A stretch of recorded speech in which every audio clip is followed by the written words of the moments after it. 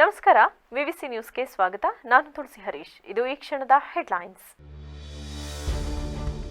ದೇಶವನ್ನ ಮುನ್ನಡೆಸುವ ಏಕೈಕ ಶಕ್ತಿ ಇರುವುದು ಬಿಜೆಪಿ ನೇತೃತ್ವದ ಎನ್ಡಿಎಗೆ ಮಾತ್ರ. ಆರೋಗ್ಯ ಸರಿಯಿಲ್ಲ ಎಂಬ ಕಾರಣಕ್ಕೆ ಮನೆಯಲ್ಲಿ ಕೂರುವ ಜಾಯಮಾನ ನನ್ನದಲ್ಲ. ನನ್ನ ಕೊನೆಯುಸಿರಿರುವವರೆಗೂ ಜನರ ಕಷ್ಟದಲ್ಲಿ ಭಾಗಿಯಾಗುತ್ತೇನೆ. ಮಾಜಿ ಪ್ರಧಾನಿ ಎಚ್.ಡಿ. ದೇವೇಗೌಡರು ಹೇಳಿಕೆ. ಬಿಜೆಪಿ ಮುಖಂಡ ಐನೈಟ್ ವಿಜಿ ಮೇಲೆ ಹಲ್ಲೆ, ಮನ ಬಂದಂತೆ ಥಳಿಸಿ ಇಂಟರ್ನೆಟ್ ಸೆಂಟರ್ ಜಖಂಗೊಳಿಸಿದ ಪ್ರೀತಂ ಗೌಡರ ಬೆಂಬಲಿಗರು. ಆಸ್ಪತ್ರೆಗೆ ಭೇಟಿ ನೀಡಿ ವಿಜಿ ಆರೋಗ್ಯ ವಿಚಾರಿಸಿದ ಜೆಡಿಎಸ್ ಮುಖಂಡರು. ನನ್ನ ಹೇಳಿಕೆ ಟ್ರೋಲ್ ಮಾಡಿ ರಾಜಕಾರಣ ಮಾಡುತ್ತಿದ್ದಾರೆ. ಪ್ರಜ್ವಲ್ ರೇವಣ್ಣ ಅವರು 2 ಲಕ್ಷ ಲೀಡಲ್ಲಿ ಗೆಲ್ಲಲಿದ್ದಾರೆ ಎಂದು ನೀಡಿರುವ ಹೇಳಿಕೆ 2019ರ ಚುನಾವಣೆ ಸಂದರ್ಭದ ಮಾಜಿ ಎಂಎಲ್ಸಿ ಎಂಎ ಗೋಪಾಲಸ್ವಾಮಿ ಸ್ಪಷ್ಟನೆ. ದೇಶವನ್ನ ಮುನ್ನಡೆಸುವ ಏಕೈಕ ಶಕ್ತಿ ಇರುವುದು ಬಿಜೆಪಿ ನೇತೃತ್ವದ ಎನ್ಡಿಎ ಮಾತ್ರ ಎಂದು ಮಾಜಿ ಪ್ರಧಾನಿ ಎಚ್.ಡಿ. ದೇವೇಗೌಡರು ಹೇಳಿದರು.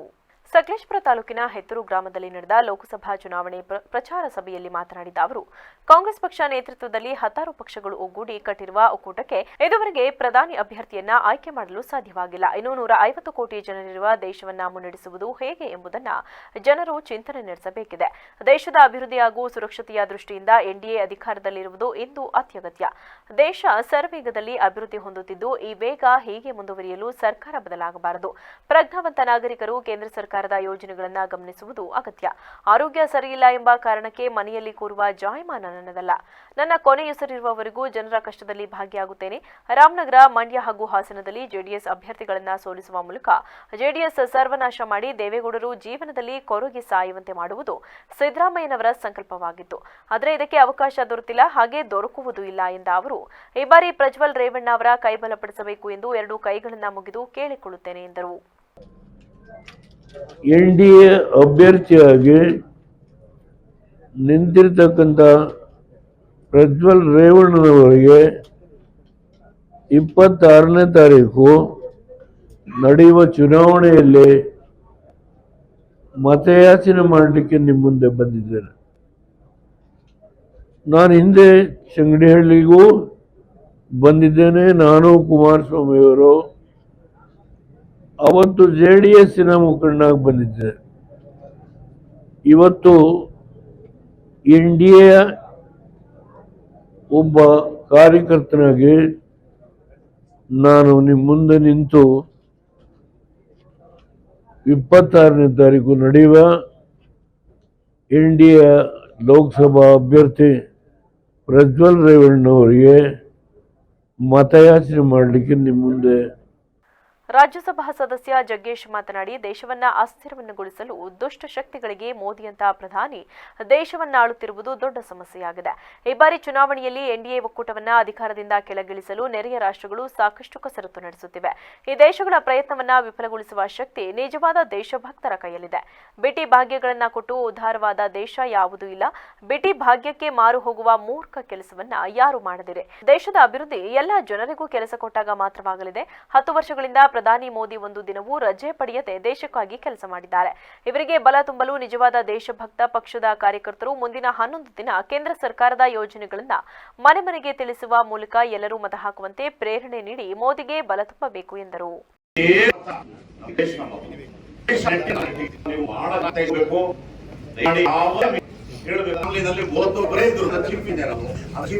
ಬಹಳ ವಿದ್ಯಾವಂತರು, ಪ್ರಜ್ಞಾವಂತ ಮಾಡೋ ಕೆಲಸ ಮಾಡೋದು ಎಲ್ಲರೂ ನೋಡಿದ್ದೀರಿ ಅಂದ್ರೆ ಒಳಗಡೆ ಹೃದಯ ದೇವೇಗೌಡರ ಜೊತೆ ಅಂದ್ರೆ ಅದಕ್ಕೆ ಸೇರ್ಬೇಕು. ಅವರು ನಿಮ್ ಸಿದ್ಧಾಂತ ಇಲ್ಲದು ಮಾಡಲೇಬೇಕು ಅಂತ ಹೇಳಿ ನಾನು ಕೈದಾಗ ನನ್ನ ಒಬ್ಬ ಯೋಚನೆ ಮಾಡ ರಾಜ್ಯವನ್ನ ರೈತರು ಒಂದು ವಿಚಾರ ಇವತ್ತು ಎಂತ ಓಟ್ ಬೇಕು ಹಿಂದೆ ಕೊಟ್ಟಿದ್ದ ನನಗೆ ಗೊತ್ತಿಲ್ಲ. ನಾನು ಮಾಡಿ ಕಳಿಸ್ಕೊಡ್ಬೇಕು. ಇದು ಮೋದಿಯವರು ನೀನು ಜನ ಉಳಿದುಂಬಿಸುವಂತ ಕೆಲಸ ಮಾಡಿ ಇಲ್ಲ ಇಲ್ಲೇ ನಾವು ಹೋಗ್ತಾರೆ. ನನಗೆ ಗೊತ್ತಾ, ಬೆಂಗಳೂರಲ್ಲಿ ಇರಲಿ ಯಾವ ಊರಲ್ಲಿ ಎಲ್ಲ. ಪ್ರಜ್ವಲ್ ಪ್ರಜ್ವಲ್ ರೇವಣ್ಣ ಮಾತನಾಡಿ, ಕಳೆದ 5 ವರ್ಷಗಳ ಅವಧಿಯಲ್ಲಿ ಜಿಲ್ಲೆಯ ಅಭಿವೃದ್ಧಿಗೆ 11.5 ಸಾವಿರ ಕೋಟಿ ಅನುದಾನ ನೀಡಿದ್ದಾರೆ. ಇದಕ್ಕೆಲ್ಲ ನರೇಂದ್ರ ಮೋದಿಯ ಸಹಕಾರವೇ ಕಾರಣ. ಮುಂದಿನ ದಿನಗಳಲ್ಲಿ ನನ್ನ ಮೇಲೆ ನೀವು ಆಶೀರ್ವಾದ ನೀಡಿದೆಯಾದಲ್ಲಿ ಮತ್ತಷ್ಟು ಹೆಚ್ಚಿನ ಅನುದಾನ ತರುವ ಮೂಲಕ ಕ್ಷೇತ್ರವನ್ನ ಸಮಗ್ರವಾಗಿ ಅಭಿವೃದ್ಧಿಪಡಿಸಲಿದ್ದೇನೆ. ಮಲೆನಾಡಿನಲ್ಲಿ ಕಾಡುತ್ತಿರುವ ಕಾಡಾನೆ ಸಮಸ್ಯೆಗೆ ತಾರ್ಕಿಕ ಅಂತ್ಯ ಕಾಣಿಸುವ ನಿಟ್ಟಿನಲ್ಲಿ ಯೋಜನೆ ರೂಪಿಸಲಿದ್ದೇನೆ. ಸಂಕಷ್ಟದಲ್ಲಿದ್ದ ಕಾಫಿ ಬೆಳೆಗಾರರು ಇಂದು ನೆಮ್ಮದಿಯ ಬದುಕು ನಡೆಸಲು ಪ್ರಧಾನಿ ನರೇಂದ್ರ ಮೋದಿಯೇ ಕಾರಣ. ಆದ್ದರಿಂದ ಮತ್ತೊಮ್ಮೆ ನರೇಂದ್ರ ಮೋದಿ ಪ್ರಧಾನಿಯಾಗಲು ಹಾಸನ ಜಿಲ್ಲೆಯಿಂದ ಎನ್ಡಿಎ ಕೂಟದ ಅಭ್ಯರ್ಥಿಯಾಗಿರುವ ನನಗೆ ಬೆಂಬಲ ನೀಡಬೇಕು. ಕಳೆದ 5 ವರ್ಷಗಳಲ್ಲಿ ನನ್ನಿಂದ ತಿಳಿದು ತಿಳಿಯದೆ ತಪ್ಪುಗಳಾಗಿದ್ದರೆ ಕ್ಷಮಿಸಿ ಎಂದರು. ಒಂದು ಮಾತಾಡೋ ಮುಖಾಂತರ ಇವತ್ತು ನಮ್ಮ ಏನು ಇವತ್ತು ಅಭ್ಯರ್ಥಿ ಆಗಿದ್ರು, ಕಾಂಗ್ರೆಸ್ ಪಕ್ಷದ ಅಭ್ಯರ್ಥಿ ಆಗಿದ್ರು, ಅವ್ರು ಹೇಳ್ತಾರೆ ಆಡಿಯೋದಲ್ಲಿ, ನೀನ್ ಯಾರು ಕೇಳಿ ಬಂದೆ ಈ ಕ್ಷೇತ್ರಕ್ಕೆ ಅನ್ನೋ ಒಂದು ಪದನ ಹೇಳ್ತಾರೆ. ಅಂದ್ರೆ ಯಾರು ಕೇಳಿ ಬರ್ಬೇಕಾಗಿತ್ತು ಸ್ವಾಮಿ ಅಧಿಕಾರಿಗಳು ಯಾರು ಕೇಳಿ ಬರ್ಬೇಕಾಗಿತ್ತು? ಅಧಿಕಾರಿಗಳು ಬರೋದು ಒಂದು ಸೇವೆನ ಸಲ್ಲಿಸ ಅಂತ ಕೆಲಸ ಮಾಡೋದಕ್ಕೆ, ಜನಪರ ಕೆಲಸ ಮಾಡೋದಕ್ಕೆ, ನಿಮ್ಮ ಅಭ್ಯರ್ಥಿ ಪರ ಕೆಲಸ ಮಾಡೋದಕ್ಕಲ್ಲ ಸ್ವಾಮಿ. ಹಾಗಾಗಿ ಒಬ್ಬ ಪರಿಷ್ಠ ಪಂಗಡನ ಬರೀ 24 ಗಂಟೆ ಎತ್ತಂಗಡಿ ಮಾಡುವಂತ ಒಬ್ಬ ಅಭ್ಯರ್ಥಿ ಇವತ್ತು ಕಾಂಗ್ರೆಸ್ ಪಕ್ಷದಲ್ಲಿದ್ದಾನೆ ಅಂದ್ರೆ ಇನ್ನ ಆ ಪಂಗಡ ಪರಿಷ್ಠ ಪಂಗಡ ಇರ್ಬೋದು, ಪರಿಷ್ಠ ಜಾತಿಗಿರ್ಬೋದು, ಯಾವ ನ್ಯಾಯ ಕೊಡ್ತಾ ಇದ್ದೀರಾ ಅನ್ನೋದ ಪ್ರಶ್ನೆ ಇವತ್ತು ಇಲ್ಲಿ ಕೇಳೋಂತ ಪರಿಸ್ಥಿತಿ ಬಂದಿದೆ. ಇವತ್ತು ಬಂಧುಗಳೇ ಅರ್ಥ ಮಾಡ್ಕೊಳ್ಬೇಕು. ಇವತ್ತು ನಾವೆಲ್ಲರೂ ಒಗ್ಗಟ್ಟಾಗಿ ದುಡಿತಾ ಇದ್ದೀವಿ. ಸೀಟ್ ನಾವು ಕೇಳಬೇಕಾಗುತ್ತೆ. ಒಂದು ವಿಡಿಯೋ ಮನೆ ನೋಡ್ತಾ ಇದ್ದೆ. ಇಂಥ ಬಿಸಿಲಲ್ಲೂ ಕೂಡ ಇವತ್ತು ಬಿಜೆಪಿ ಕಾರ್ಯಕರ್ತರು, ಜೆಡಿಎಸ್ ಕಾರ್ಯಕರ್ತರು ಮನೆ ಮನೆಗೆ ಹೋಗಿ ಇವತ್ತು ಭೇಟಿ ಮಾಡಿ ಇವತ್ತು ಎಲ್ಲರ ಹತ್ರ ಮತಯಾಚನೆ ಮಾಡ್ತಿರೋದು ನೋಡ್ತಾ ಇದ್ರೆ ಎಲ್ಲೋ ಕಡೆ ದೇಶದಲ್ಲಿ ಇವತ್ತು ನರೇಂದ್ರ ಮೋದಿ ಅವರ 3.0 ಅದೇ ಇವತ್ತಾಗಲೇ ಎದುರಾದ ಕೆಲಸ ಆಗಿದೆ. ಮುಂದಿನ ದಿವಸಗಳಲ್ಲಿ ನಮ್ಮ ನರೇಂದ್ರ ಮೋದಿ ಅವರನ್ನ ಖಂಡಿತವಾಗ್ಲೂ ನಾವು ಪ್ರಧಾನಮಂತ್ರಿ ಮಾಡೇ ಮಾಡ್ತೀವಿ ಅನ್ನೋ ಒಂದು ವಿಚಾರನ ಇಲ್ಲಿ ತಲುಪಿಸುವಂತ ಕೆಲಸ ಮಾಡಬೇಕಾಗುತ್ತೆ. ನರೇಂದ್ರ ಮೋದಿ ಅವರು ಕೇವಲ ಬರೀ ಪ್ರಧಾನಮಂತ್ರಿ ಆಗಲ್ಲ, ಈ ಸರಿ ಜಗದ್ಗುರು ಆಗಿ ಈ ಸರಿ 400ಕ್ಕೂ ಹೆಚ್ಚಿನ ಸೀಟ್ಗಳನ್ನ ಶಕ್ತಿ ಕೊಡುವಂತ ಕೆಲಸನ ದೇಶದಲ್ಲಿ ಪ್ರತಿಯೊಬ್ಬ ಕಾರ್ಯಕರ್ತ ಮಾಡ್ತೀವಿ. ನಾನು ಒಬ್ಬ ಸಂಸದನಾಗಲ್ಲ, ನಾನೊಬ್ಬ ಕಾರ್ಯಕರ್ತನಾಗಿ ಮೋದಿ ಅವರ ಪರ ಕೈ ಎತ್ತಂತ ಕೆಲಸನ ಮುಂದಿನ ದಿವಸಗಳಲ್ಲಿ ಮಾಡ್ತೀನಿ ಅಂತ ಹೇಳಿ. ಬಿಜೆಪಿ ಪ್ರಧಾನ ಕಾರ್ಯದರ್ಶಿ ಸಿಟಿ ರವಿ ಮಾತನಾಡಿ, ದೇಶ ಮೊದಲು ಎಂಬುದು ನಮ್ಮ ನೀತಿ. ಉನ್ನತ ನಾಯಕತ್ವ, ಅತ್ಯಂತ ಪ್ರಾಮಾಣಿಕತೆ ಕಾರಣದಿಂದ ನಮಗೆ ನೀವು ಮತ ಹಾಕಬೇಕು. ಭಾರತೀಯರು ಎಂದರೆ ಇಂದು ಇಡೀ ಪ್ರಪಂಚದಲ್ಲೇ ಅತ್ಯಂತ ಗೌರವವಿದೆ. ಇದಕ್ಕೆಲ್ಲ ಪ್ರಧಾನಿ ಮೋದಿಯ ನೀತಿಯೇ ಕಾರಣ. ಇಂದು ನಮ್ಮ ಶತ್ರುಗಳು ನಮ್ಮ ದೇಶದ ಬಗ್ಗೆ ಮಾತನಾಡಲು ಹೆದರುವುದು ಮೋದಿ ಪ್ರಧಾನಿಯಾದ ನಂತರ ದೇಶ ಬಲಿಷ್ಠವಾಗಿರುವುದೇ ಕಾರಣ. ರಾಜ್ಯ ಸರ್ಕಾರ ಭಾಗ್ಯಗಳನ್ನ ಕೊಟ್ಟು ಬೀಗುತ್ತಿದೆ. ಗಂಡನಿಂದ ಕಿತ್ತು ಹೆಂಡತಿಗೆ ನೀಡುತ್ತಿದ್ದಾರೆ. ಈ ಚುನಾವಣೆ ದೇಶ ಉಳಿಸುವ ಚುನಾವಣೆ. ಆದ್ದರಿಂದ ಜಾತಿ ಮತಗಳನ್ನ ಬದಿಗೊತ್ತಿ ಎನ್ಡಿಎ ಅಭ್ಯರ್ಥಿಯನ್ನ ಗೆಲ್ಲಿಸಬೇಕು ಎಂದರು. ಎದೆ ಎತ್ಕೊಂಡು ಹೇಳಬಹುದು, ಮೋದಿ ಸರ್ಕಾರ ರಿಫಾರ್ಮ್ ಮಾಡಿದೆ, ಪರ್ಫಾರ್ಮ್ ಮಾಡಿದೆ, ಅದನ್ನ ಬಡವರಿಗೆ ಟ್ರಾನ್ಸ್ಫರ್ ಮಾಡಿದೆ. ರಿಫಾರ್ಮ್, ಪರ್ಫಾರ್ಮ್, ಟ್ರಾನ್ಸ್ಫಾರ್ಮ್ ಆಧಾರದಲ್ಲಿ ನಾವು ಮತ ಕೇಳ್ತೀವಿ ಅಂತ ಹೆಮ್ಮೆಯಿಂದ ಹೇಳಿ. ಭಾರತೀಯ ಜನತಾ ಪಾರ್ಟಿ ಕಾರ್ಯಕರ್ತರಿಗೆ ನಾವು ವಿನಂತಿ ಮಾಡ್ಲಿಕ್ಕೆ ಬಯಸ್ತೇನೆ. ನಾನು ಬಾಳ್ಳುಪೇಟೆಗೆ ಬಂದಾಗ ಜಗನ್ನಾಥಣ್ಣ ಅಲ್ಲಿ ಸ್ವಾಗತ ಮಾಡಿದ ನಮ್ಮ ಕಾರ್ಯಕರ್ತರು ಹೇಳಿದ್ರು, ಅಣ್ಣ ಹೆಂಗಣ ಓಟ್ ಹಾಕೋದು, ನಾನು ಓಟ್ ಬಂದಿದ್ರಿಂದ ಬಿಜೆಪಿ ಬಿಟ್ಟು ಬೇರೆ ಕಡೆಗೆ ಓಟ್ ಹಾಕಿಲ್ಲ ಕಣ್ಣಣ್ಣ ಅಂದ್ರು. ನಾನು ಅವ್ರಿಗೆ ಹೇಳಿದೆ, ನೋಡಿ ಇಲ್ಲಿ ಎನ್ಡಿಎ ಭಾಗ ಜನತಾದಳ, ಬಿಜೆಪಿ ಬೆಂಬಲಿತ ಜನತಾದಳ. 3 ಕ್ಷೇತ್ರಗಳಲ್ಲಿ ಜನತಾದಳ ಸ್ಪರ್ಧೆ ಮಾಡಿದೆ. 25 ಕ್ಷೇತ್ರಗಳಲ್ಲಿ ಭಾರತೀಯ ಜನತಾ ಪಾರ್ಟಿ ಸ್ಪರ್ಧೆ ಮಾಡಿದೆ. 28 ಕ್ಷೇತ್ರಗಳಲ್ಲಿ ನರೇಂದ್ರ ಮೋದಿ ಅವರ ನೇತೃತ್ವ, ದೇವೇಗೌಡರ ನೇತೃತ್ವ, ಯಡಿಯೂರಪ್ಪನವರ ನೇತೃತ್ವ. ನೀವಿಲ್ಲಿ ತೆನೆ ಹೊತ್ತ ಮಹಿಳೆಯ ಗುರುತಿಗೆ ಮತ ಹಾಕೋದು ಅದು ಮೋದಿಗೆ ಹಾಕುವಂತ ಮತ ಅಂತ ಹೇಳಿದೆ. ಅವ್ರಿಗೆ ಹೇಳಿದೆ ನಾನು, ನೀವಿಲ್ಲಿ ಪ್ರಜ್ವಲ್ ರೇವಣ್ಣ ಅವ್ರನ್ನ ಗೆಲ್ಸಿದ್ರೆ ಅವರು ಲೋಕಸಭೆಗೆ ಹೋಗಿ ನರೇಂದ್ರ ಮೋದಿ ಅವರು ಪ್ರಧಾನಮಂತ್ರಿ ಆಗೋದಕ್ಕೆ ಅವ್ರ ಪರವಾಗಿ ನಿಂತ್ಕೊಳ್ತಾರೆ. ಅಕಸ್ಮಾತ್ ಹಾಗೆ ಮಾಡದೇ ಇದ್ರೆ ಅವ್ರು ಮೋದಿ ಪರ ನಿಲ್ತಾರ? ಅದಕ್ಕೆ ನಾನು ನಿಮ್ಮ ಹತ್ರ ವಿನಂತಿ ಮಾಡೋದಿಷ್ಟೇನೆ, ಚುನಾವಣೆ ಬಂದಾಗ ಈ ವೇಳೆ ಶಾಸಕರಾದ ಸಿಮೆಂಟ್ ಮಂಜು, ಮಾಜಿ ಶಾಸಕರಾದ H M Vishwanath, B R Gurudev, H K Kumaraswamy, ಮುಖಂಡರಾದ ಬಿಎ ಜಗನ್ನಾಥ್, ಕಾಫಿ ಮಂಡಳಿ ಅಧ್ಯಕ್ಷ ದೇವವೃಂದ ದಿನೇಶ್ ಸೇರಿದಂತೆ ಇತರರು ಉಪಸ್ಥಿತರಿದ್ದರು. ನಗರದ ಎಂಜಿ ರಸ್ತೆಯಲ್ಲಿರುವ ಐನೆಟ್ ಅಂಗಡಿ ಮೇಲೆ ಏಕಾಏಕಿ ದಾಳಿ ಮಾಡಿದ ಪ್ರೀತಂ ಗೌಡರ ಬೆಂಬಲಿಗರು ಅಂಗಡಿ ಮಾಲೀಕ ಹಾಗೂ ಬಿಜೆಪಿ ಮುಖಂಡ ಐನೆಟ್ ವಿಜಯಕುಮಾರ್ ಸೇರಿ 3 ಮೇಲೆ ಹಲ್ಲೆ ಮಾಡಿದ್ದಲ್ಲದೆ ಅಂಗಡಿಯನ್ನ ಬಹುತೇಕ ಜಖಂಗೊಳಿಸಿ ಪರಾರಿಯಾಗಿದ್ದಾರೆ. ಬಿಜೆಪಿ ಜಿಲ್ಲಾ ಮಾಧ್ಯಮ ವಕ್ತಾರ ಜೊತೆಗೆ ಆರ್ಎಸ್ಎಸ್ನಲ್ಲಿ ಗುರುತಿಸಿಕೊಂಡಿದ್ದ ವಿಜಯಕುಮಾರ್ ಎಂದಿನಂತೆ ಅಂಗಡಿಯಲ್ಲಿ ಕೆಲಸ ಮಾಡುತ್ತಿದ್ದಾಗ ಇಂದು ಮಧ್ಯಾಹ್ನ 12:10 ಸುಮಾರಿಗೆ ದಿಢೀರ್ ಎಂಟ್ರಿ ಕೊಟ್ಟ 30ಕ್ಕೂ ಹೆಚ್ಚು ಮಂದಿ ಇದ್ದ ತಂಡ ವಿಜಯಕುಮಾರ್ ಮೇಲೆ ಗಂಭೀರ ಹಲ್ಲೆ ಮಾಡಿದ್ದು, ರಕ್ಷಣೆ ಮಾಡಲು ಮುಂದಾದ ಪ್ರಮೋದ್ ಹಾಗೂ ಸಂದೇಶ್ ಎಂಬುವವರ ಮೇಲೂ ಕೈ ಮಾಡಿದ್ದಾರೆ. ನಂತರ ಇಂಟರ್ನೆಟ್ ಕಚೇರಿಯ ಗಾಜುಗಳನ್ನು ಪುಡಿ ಮಾಡಿದ್ದು ವಿಜಯಕುಮಾರ್ ಅವರ ಹೊಟ್ಟೆ, ಬೆನ್ನು, ತಲೆಯ ಭಾಗಕ್ಕೆ ಗಾಯಗಳಾಗಿವೆ. ತಕ್ಷಣವೇ ಗಾಯಾಳುಗಳನ್ನು ಹಿಮ್ಸ್ ಆಸ್ಪತ್ರೆಗೆ ದಾಖಲು ಮಾಡಿ ಚಿಕಿತ್ಸೆ ನೀಡಲಾಗುತ್ತಿದ್ದು, ಸುದ್ದಿ ತಿಳಿದ ಕೂಡಲೇ ಶಾಸಕ ಎಚ್ಪಿ ಸ್ವರೂಪ್ ಪ್ರಕಾಶ್ ನಗರಸಭೆ ಸದಸ್ಯ ವಾಸುದೇವ್, ಮಾಜಿ ಅಧ್ಯಕ್ಷ ಅನಿಲ್ ಕುಮಾರ್, ಬೇಲೂರು ಶಾಸಕ ಹುಲ್ಲಹಳ್ಳಿ ಸುರೇಶ್ ಹಾಗೂ ಸಂಘದ ಪರಿವಾರದ ಹಲವರು ಭೇಟಿ ನೀಡಿ ಘಟನೆಯನ್ನ ತೀವ್ರವಾಗಿ ಖಂಡಿಸಿದರಲ್ಲದೆ ಗಾಯಾಳುಗಳ ಯೋಗಕ್ಷೇಮ ವಿಚಾರಿಸಿದರು. ಅಲ್ಲದೆ ಜಿಲ್ಲಾ ಪಂಚಾಯಿತಿ ಮಾಜಿ ಸದಸ್ಯೆ ಭವಾನಿ ರೇವಣ್ಣ ಅವರು ಆಸ್ಪತ್ರೆಗೆ ಭೇಟಿ ನೀಡಿ ವಿಜಯಕುಮಾರ್ ಆರೋಗ್ಯ ವಿಚಾರಿಸಿದರು. ಡಿವೈಎಸ್ಪಿ ವೆಂಕಟೇಶ್ ರೆಡ್ಡಿ, ಬಡಾವಣೆ ಇನ್ಸ್ಪೆಕ್ಟರ್ ಸ್ವಾಮಿನಾಥ್ ಹಾಗೂ ನಗರ ಠಾಣೆ ಪಿಎಸ್ಐ ಅರುಣ್ ಮೊದಲಾದವರು ಆಸ್ಪತ್ರೆಗೆ ಭೇಟಿ ನೀಡಿ ಮಾಹಿತಿ ಪಡೆದರು. ಈ ವೇಳೆ ಮಾತನಾಡಿದ ವಿಜಯಕುಮಾರ್, ನಾನು ಕಚೇರಿಯಲ್ಲಿದ್ದಾಗ ಬಂದವರು ವಿಜಯಕುಮಾರ್ ಯಾರು ಎಂದು ಹೇಳಿ ಹೊರಗೆ ಬಾ ಎಂದರು. ಕೆಲಸ ಇದೆ, ಕೂತ್ಕೊಳ್ಳಿ, ಇಲ್ಲೇ ಮಾತನಾಡೋಣ ಎಂದೆ. ಅದೇ ವೇಳೆಗೆ ಏಕಾಏಕಿ ಕೈ ಮಾಡಿದ್ರು. ನನ್ನ ಮೇಲೆ ಹಲ್ಲೆ ಮಾಡುವಾಗ ನಮ್ಮ ಪ್ರೀತಂ ಅಣ್ಣನ ಬಗ್ಗೆ ಮಾತನಾಡುತ್ತೀಯಾ ಎಂದು ಕೇಳಿದರು. ಬಿಜೆಪಿ ಕಾರ್ಯಕರ್ತರು ಈ ರೀತಿ ಮಾಡುವುದಿಲ್ಲ, ಪ್ರೀತಂ ಗೌಡರ ಕಡೆಯವರೇ ಹಲ್ಲೆ ಮಾಡಿದ್ದಾರೆ ಎಂದು ದೂರಿದರು. ನಾನು ಆಫೀಸಲ್ಲಿದ್ದೆ,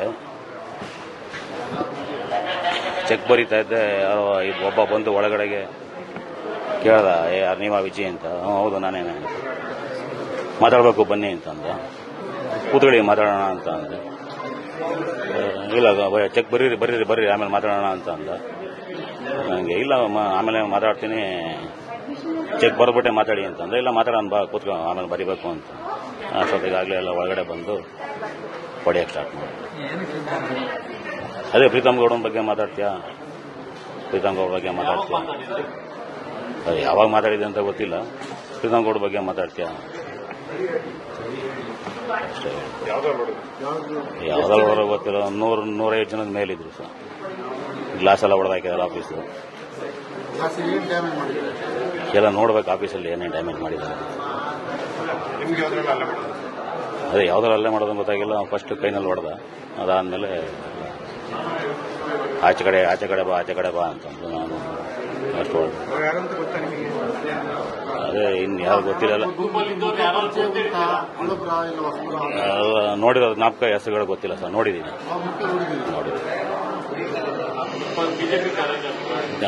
ಬಿಜೆಪಿ ಕಾರ್ಯಕರ್ತ ಪ್ರೀತಮ್ ಗೌಡ ಒಂದು ಕಡೆ ಅವರು. ಬಿಜೆಪಿ ಕಾರ್ಯಕರ್ತರು ಈ ಥರ ಮಾಡೋದಿಲ್ಲ, ಪ್ರೀತಮ್ ಗೌಡ ಒಂದು ಕಡೆ ಈ ಥರ ಮಾಡಿದ್ದಾರೆ. ಸಂಸದ ಪ್ರಜ್ವಲ್ ರೇವಣ್ಣ ಅವರು 2 ಲಕ್ಷ ಲೀಡಲ್ಲಿ ಗೆಲ್ಲಲಿದ್ದಾರೆ ಎಂದು ನಾನು ನೀಡಿರುವ ಹೇಳಿಕೆ 2019ರ ಚುನಾವಣೆ ಸಂದರ್ಭದ್ದು ಈಗಿನದಲ್ಲ ಎಂದು ಮಾಜಿ ಎಂಎಲ್ಸಿ ಎಂಎ ಗೋಪಾಲಸ್ವಾಮಿ ಸ್ಪಷ್ಟಪಡಿಸಿದರು. ಹಾಸನದಲ್ಲಿಂದು ಪತ್ರಿಕಾಗೋಷ್ಠಿಯಲ್ಲಿ ಮಾತನಾಡಿದ ಅವರು, ಜೆಡಿಎಸ್ನವರು ತಮ್ಮ ರಾಜಕೀಯ ಬೇಳೆ ಬೇಯಿಸಿಕೊಳ್ಳಲು ಹಳೆಯ ವಿಡಿಯೋವನ್ನ ಈಗ ಹರಿಯಬಿಟ್ಟಿದ್ದಾರೆ. ಆ ಪಕ್ಷಕ್ಕೆ ಇಂತಹ ಹೀನಾಯ ಸ್ಥಿತಿ ಬರಬಾರದಿತ್ತು. ಕಳೆದ 2 ದಿನಗಳಿಂದ ಪ್ರಜ್ವಲ್ ರೇವಣ್ಣ ಅವರು 2 ಲಕ್ಷ ಲೀಡಲ್ಲಿ ಗೆಲ್ಲಲಿದ್ದಾರೆ ಎಂದು ನಾನು ಹೇಳಿರುವ ಮಾತಿನ ತುಣುಕು ಸಾಮಾಜಿಕ ಜಾಲತಾಣ ಸೇರಿದಂತೆ ಎಲ್ಲೆಡೆ ಓಡಾಡುತ್ತಿದೆ. ಜೆಡಿಎಸ್ನ ಕೆಲವರು ಸ್ಟೇಟಸ್ ಹಾಕಿಕೊಂಡಿದ್ದಾರೆ. ಇನ್ನು ಕೆಲವರು ನೀನು ಯಾವಾಗ ಈ ಹೇಳಿಕೆ ನೀಡಿದೆ? ಚುನಾವಣೆ ವೇಳೆ ಜೆಡಿಎಸ್ನವರಿಗೆ ಇದು ಅವಶ್ಯಕತೆ ಇತ್ತಾ? 2019ರಲ್ಲಿ ಜೆಡಿಎಸ್ ಕಾಂಗ್ರೆಸ್ ಮೈತ್ರಿ ಆಗಿದ್ದ ವೇಳೆ ಈ ಹೇಳಿಕೆ ಕೊಟ್ಟಿದ್ದು ನಿಜ. ಆದರೆ ಅದನ್ನ ಈಗ ಟ್ರೋಲ್ ಮಾಡುವ ಹೀನಾಯ ಸ್ಥಿತಿಗೆ ಜೆಡಿಎಸ್ ಬರಬಾರದಿತ್ತು. ಈ ತಂತ್ರಗಾರಿಕೆ ಜೆಡಿಎಸ್ನವರಿಗೆ ಫಲ ನೀಡದು. ಜೆಡಿಎಸ್ ನಾಯಕರ ಕುತಂತ್ರಕ್ಕೆ ಜನರು ಮರಳಾಗುವುದಿಲ್ಲ. ಚುನಾವಣೆಯಲ್ಲಿ ತಕ್ಕ ಪಾಠ ಕಲಿಸಲಿದ್ದಾರೆ. ಎಲ್ಲೆಡೆ ಕಾಂಗ್ರೆಸ್ ಅಭ್ಯರ್ಥಿ ಶ್ರೇಯಸ್ ಪಟೇಲ್ ಪರವಾದ ವಾತಾವರಣ ಇದ್ದು ಇಡೀ ರಾಜ್ಯದಲ್ಲಿ ಹಾಸನದೇ ಮೊದಲು ರಿಸಲ್ಟ್ ಬರಲಿದೆ. ಏಪ್ರಿಲ್ 15ರಂದು ಕಡೂರು, 18ರಂದು ಹಾಸನಕ್ಕೆ ಸಿಎಂ ಹಾಗೂ ಡಿಸಿಎಂ ಆಗಮಿಸುವರು. ಇಬ್ಬರು ನಾಯಕರು ಇಡೀ ಜಿಲ್ಲಾದ್ಯಂತ ರೋಡ್ ಶೋ ಹಾಗೂ ಪ್ರಚಾರ ಮಾಡಲಿದ್ದಾರೆ.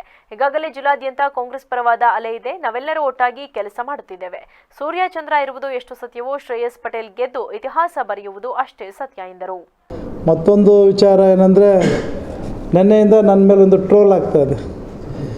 ಮಾನ್ಯ ಲೋಕಸಭಾ ಸದಸ್ಯರಾದ ಪ್ರಜ್ವಲ್ ರೇವಣ್ಣ ಅವರು 2 ಲಕ್ಷ ಲೀಡಲ್ಲಿ ಅತಿ ಹೆಚ್ಚು ಗೆಲ್ತಾರೆ ಅಂತ. ಪಕ್ಕದಲ್ಲಿ ನಮ್ಮ ಸ್ನೇಹಿತರು 3 ಲಕ್ಷ ಅಂತ ಇರೋದು ದೊಡ್ಡ ತಮಾಷೆಗೆ. ನಮಗೆ ನಮ್ಮ ಪಕ್ಷದಕ್ಕಿಂತ JDS ಯಾವಾಗ ಬಂದೋಣ, ಯಾವಾಗ ಸಪೋರ್ಟ್ ಮಾಡಿದೆ ಅಂತ ಅವರವರ ಸ್ಟೇಟಸ್ಗೆ ಹಾಕೊಂಡ್ಬಿಟ್ಟಿದ್ದಾರೆ. ಸೊ ಇಂಥ ವಿಚಾರವನ್ನು ನಮ್ಮ ಮುಂದೆ ಕೇಳಬೇಕು. ಯಾಕೆಂದರೆ ಈ ಚುನಾವಣೆ ಸಂದರ್ಭದಲ್ಲಿ ಕುಮಾರಸ್ವಾಮಿ ಮೋದಿ ಬೈಯೋದು, ಮೋದಿನ ದೇವೇಗೌಡರು ಬೈಯೋದು, ದೇವೇಗೌಡರು ಇನ್ನೊಬ್ಬರು ಬೈಯೋದೆಲ್ಲ ನಾವು ನೋಡಿದ್ದೀವಿ. ಆದರೆ ಇಂಥ ಒಂದು ಸಂದರ್ಭದಲ್ಲಿ ಇದು ಅವಶ್ಯಕತೆ ಇತ್ತ ಅಂತ, JDS ಪಕ್ಷ ಇಷ್ಟು ಹೀನಾಯ ಪರಿಸ್ಥಿತಿ ಬಂದಿದೆಯಾ ಅಂತ ನಾನು ಅಲ್ಲಿ ಸ್ಟೇಟ್ಮೆಂಟ್ ಕೊಟ್ಟಿರ್ತಕ್ಕಂಥದ್ದು. ಮಾನ್ಯ ಮಾಜಿ ಪ್ರಧಾನಿ ದೇವೇಗೌಡರೇ ಖುದ್ದಾಗಿ ನನಗೆ ಅವತ್ತು ಫೋನ್ ಮಾಡಿದರು. ನಾಮಿನೇಷನ್ ಫೈಲ್ ಮಾಡ್ತಾ ಇದ್ದೀವಪ್ಪ, ದಯವಿಟ್ಟು ಬನ್ನಿ ಅಂತ ಹೇಳಿ 2019ರಲ್ಲಿ. ಅವತ್ತು ನಮ್ಮ ಹೈಕಮಾಂಡ್ನಂತೆ ಮೈತ್ರಿ ಇತ್ತು ಸರ್ಕಾರ.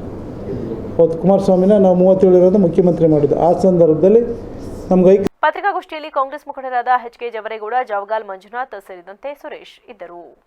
ವರದಕ್ಷಿಣೆ ಕಿರುಕುಳಕ್ಕೆ ಗೃಹಿಣಿ ಬಲಿಯಾಗಿರುವ ಘಟನೆ ತಾಲೂಕಿನ ಉಳಿಗೆರೆ ಗ್ರಾಮದಲ್ಲಿ ನಡೆದಿದೆ. ಸಂಗೀತ ಮೃತ ಮಹಿಳೆಯಾಗಿದ್ದು ಮಂಡ್ಯ ಜಿಲ್ಲೆ ಕೆಆರ್ಪೇಟೆ ತಾಲೂಕು ನಾಟನಹಳ್ಳಿಯ ಸಂಗೀತ ಅವರನ್ನ 4 ವರ್ಷದ ಹಿಂದೆ ಉಳಿಗೆರೆ ಗ್ರಾಮದ ಕಿರಣ್ನೊಂದಿಗೆ ಮದುವೆ ಮಾಡಿಕೊಡಲಾಗಿತ್ತು. ಈ ನಡುವೆ ಇನ್ನಷ್ಟು ವರದಕ್ಷಿಣೆ ತರುವಂತೆ ಕಿರಣ್ ಹಾಗೂ ಮನೆಯವರು ಕಿರುಕುಳ ನೀಡುತ್ತಿದ್ದರು ಎನ್ನಲಾಗಿದೆ. ಆದ್ರೀಗ ಕಿರಣ್ ಮನೆಯಲ್ಲೇ ಸಂಗೀತ ಮೃತದೇಹ ಪತ್ತೆಯಾಗಿದೆ. ವರದಕ್ಷಿಣೆ ಕಾರಣದಿಂದಲೇ ಹಲ್ಲೆ ನಡೆಸಿ ಮಗಳನ್ನ ಕೊಲೆ ಮಾಡಲಾಗಿದೆ ಎಂದು ಮೃತ ಪೋಷಕರು ದೂರುತ್ತಿದ್ದಾರೆ.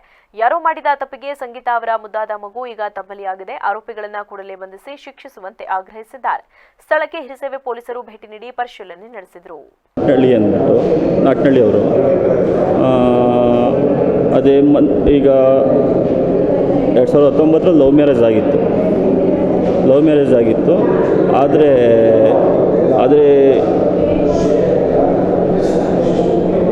ಲವ್ ಮ್ಯಾರೇಜ್ ಆಗಿತ್ತು ಸರ್. ಆವಾಗ ನಾವು ಪೊಲೀಸ್ ಸ್ಟೇಷನ್ಗೆ ಕಂಪ್ಲೇಂಟ್ ಎಲ್ಲ ಕೊಟ್ಟಿದ್ದು. ನಮ್ಮ ಹುಡುಗಂಗೆಲ್ಲ ಗಾಡಿಯೆಲ್ಲ ಆಕ್ಸಿಡೆಂಟ್ ಮಾಡಿ ಅವ್ರಿಗೂ ನಮ್ಮ ಅಣ್ಣ ಮಗನಿಗೆ ಕಾಲೆಲ್ಲ ಏಟಾಗಿತ್ತು. ಆಮೇಲೆ ನಾವು ಪೊಲೀಸ್ ಸ್ಟೇಷನ್ಗೆ ಒಂದು ಕಂಪ್ಲೇಂಟ್ ಕೊಟ್ಟಾಗ ಅವರು ರಾಜಿ ಮಾಡೋಣ ಅಂತ ಇದು ಮಾಡಿದ್ರು. ಸರಿ ರಾಜಿ ಮಾಡ್ಕೊಳ್ಳೋಣ, ಈಗ ಏನು ಎಲ್ಲ ಒಂದೇ ಈ ಕ್ಯಾಸ್ಟು ಇದೇನು ಪ್ರಾಬ್ಲಮ್ ಇಲ್ಲ ಅಂತಾನು ಅವರು ನಾವು ಬನ್ನಿ ಇಲ್ಲಿ ಒಂದು ರಿಜಿಸ್ಟರ್ ಮ್ಯಾರೇಜ್ ಮಾಡಿಸೋಣ ಅಂದರೆ ಅವರು ನಮಗೆ ಗೊತ್ತಿಲ್ಲದಂಗೆ ಅವರೇ ರಿಜಿಸ್ಟರ್ ಮ್ಯಾರೇಜ್. ದೂರಿನ ಹಿನ್ನೆಲೆ ರಾಘವೇಂದ್ರ ಅವರನ್ನ ವಿಚಾರಣೆಗೆ ಕರೆತರಲು ಆರಕ್ಷಕ ಉಪನಿರೀಕ್ಷಕ ಭರತ್ ರೆಡ್ಡಿರವರು ಇವರ ಮನೆ ಹತ್ತಿರ ತೆರಳಿದ ಸಂದರ್ಭದಲ್ಲಿ ಕೆಲವು ಮಾತಿನ ಚಕಮಕಿಗಳು ನಡೆದಿದ್ದು, ಇದನ್ನ ಪೊಲೀಸ್ ಇಲಾಖೆಯವರ ಗೂಂಡಾವರ್ತನೆ ಎಂದು ಆರೋಪಿಸಿರುವುದು ಸತ್ಯಕ್ಕೆ ದೂರವಾಗಿದೆ ಎಂದು ಸಾಮಾಜಿಕ ಕಾರ್ಯಕರ್ತ ಗುರುರಾಜ್ ಅಸಮಾಧಾನ ಹೊರಹಾಕಿದ್ದಾರೆ. ರಾಘವೇಂದ್ರ ಹಾಗೂ ಅವರ ಚಿಕ್ಕಪ್ಪ ಶಿವನಂಜೇಗೌಡ ಇವರಿಗೂ ಕಳೆದ 5-6 ವರ್ಷಗಳಿಂದ ಜಮೀನು ವಿವಾದವಾಗಿ ಅನೇಕ ಬಾರಿ ಪೊಲೀಸ್ ಠಾಣೆಯ ಮೆಟ್ಟಿಲನ್ನೇರಿದ್ದರು. ಆದರೆ ಮಂಗಳವಾರ ರಾಘವೇಂದ್ರ ಅವರ ಚಿಕ್ಕಪ್ಪನಾದ ಶಿವನಂಜೇಗೌಡರವರ ಜಮೀನನ್ನ ಟ್ರ್ಯಾಕ್ಟರ್ ಮೂಲಕ ಉಳುಮೆ ಮಾಡುತ್ತಿರುವುದನ್ನು ಕಂಡು ಶಿವನಂಜೇಗೌಡರವರು 112ಕ್ಕೆ ಕರೆ ಮಾಡಿ ವಿಚಾರವನ್ನ ತಿಳಿಸಿದರು. ನಂತರ ಪಟ್ಟಣದ ಪೊಲೀಸ್ ಠಾಣೆಯಲ್ಲಿ ದೂರನ್ನ ನೀಡಿದ್ರು. ಈ ದೂರಿನ ಅನ್ವಯ ಪ್ರಾಥಮಿಕ ವಿಚಾರಣೆ ನಡೆಸಲು ಕರೆತರಲು ಆರಕ್ಷಕ ಉಪನಿರೀಕ್ಷಕ ಭರತ್ ರೆಡ್ಡಿರವರು ರಾಘವೇಂದ್ರರವರ ಮನೆ ಹತ್ತಿರ ತೆರಳಿದರು. ಆ ಸಂದರ್ಭದಲ್ಲಿ ರಾಘವೇಂದ್ರರವರು ನನ್ನ ಮೇಲೆ ಯಾರು ದೂರು ಕೊಟ್ಟಿರುವುದು, ನನ್ನನ್ನು ಪೊಲೀಸ್ ಠಾಣೆಗೆ ಕರೆದೊಯ್ಯಲು ನಿಮ್ಮಲ್ಲಿ ಎಫ್ಐಆರ್ ಇದೆಯಾ ಎಂದು ಏಕವಚನದಲ್ಲಿ ಮಾತನಾಡಿ ಕೆಲವು ಸಮಯ ಮಾತಿನ ಚಕಮಕಿ ನಡೆಯಿತು. ಈ ಮಾತಿನ ಚಕಮಕಿಯಿಂದ ಪೊಲೀಸ್ ಉಪನಿರೀಕ್ಷಕರು ಕೈಯನ್ನ ಹಿಡಿದು ಮತ್ತು ಕುತ್ತಿಗೆಯನ್ನ ಹಿಡಿದು ಕರೆತರುವ ಸಂದರ್ಭದಲ್ಲಿ ಕೆಲ ಸ್ಥಳೀಯರು ವಿಡಿಯೋ ಚಿತ್ರೀಕರಣ ಮಾಡಿ ಅದನ್ನು ಸಾಮಾಜಿಕ ಜಾಲತಾಣದಲ್ಲಿ ಹರಿಬಿಟ್ಟು ಪೊಲೀಸ್ ಇಲಾಖೆಯವರ ಗೂಂಡಾವರ್ತನೆ ತೋರುತ್ತಿರುವುದು ಎಂದು ಆರೋಪಿಸಿರುವುದು ಸತ್ಯ ದೂರವಾದ ವಿಚಾರವಾಗಿದೆ. ಹಾಗೂ ಅವರ ಅಣ್ಣ ಸ್ವಾಮಿ ಇವನ ಮೇಲೆ ಪಟ್ಟಣದ ಪೊಲೀಸ್ ಠಾಣೆಯಲ್ಲಿ ಮೊಕದ್ದಮೆ ಕೂಡ ದಾಖಲಾಗಿರುವುದು ಸತ್ಯ ಸಂಗತಿ ಎಂದರು. ವರದಿ C V Lohith, BBC news, Channarayapatna. Gururaj ಕುಂಬಾರ್ದಿದ್ದು ಏನಿವತ್ತು PFI ಮೇಲೆ ಇಲ್ಲ ಸಲ್ಲದ ಆರೋಪಗಳನ್ನು ಮಾಡ್ತಾ ಇದ್ದಾರೆ, ಇದು ಸತ್ಯಕ್ಕೆ ದೂರವಾಗಿದೆ. ನಾವು ಭರತ್ ರೆಡ್ಡಿ ಅವ್ರನ್ನ ಸುಮಾರು 2 ವರ್ಷದಿಂದ ಠಾಣೆ ನೋಡ್ತಾ ಬಂದಿದ್ದೀವಿ.